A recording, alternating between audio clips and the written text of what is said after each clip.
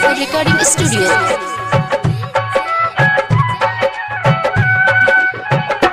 बड़ा रे जतनम से बेटी बड़ा रे जतनम से बेटी तोरा पोसलियोगे हम बड़ा रे जतनम से बेटी तोरा पोसलियोगे हम कोना करबौ तोरो आई विदैया कोना करबौ तोरो आई विदैया गे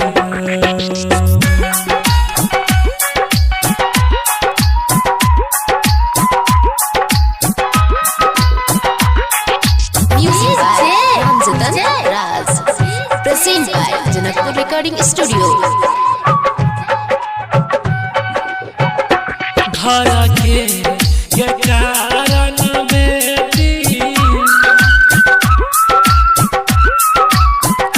गाँव समाज के कारण बेटी तोरा बियाहिलो में हम गाँव के ये कारण बेटी तोरा बियाहिलो में हम कोना छोड़ जबही बचवन के आंगन गे बेटी फटै हमर करे जवा कनतौ माई गे बेटी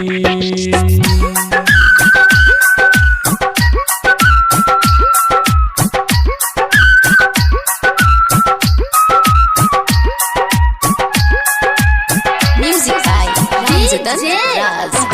present by Janakpur recording studio.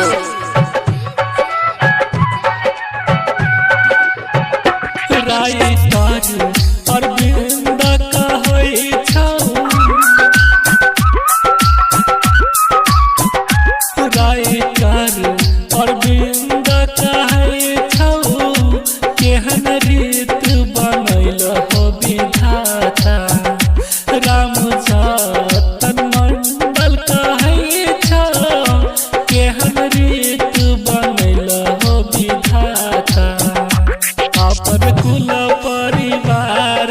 छोड़ के जाई तो हेरा केहन विधि के लिखल विधन लिखा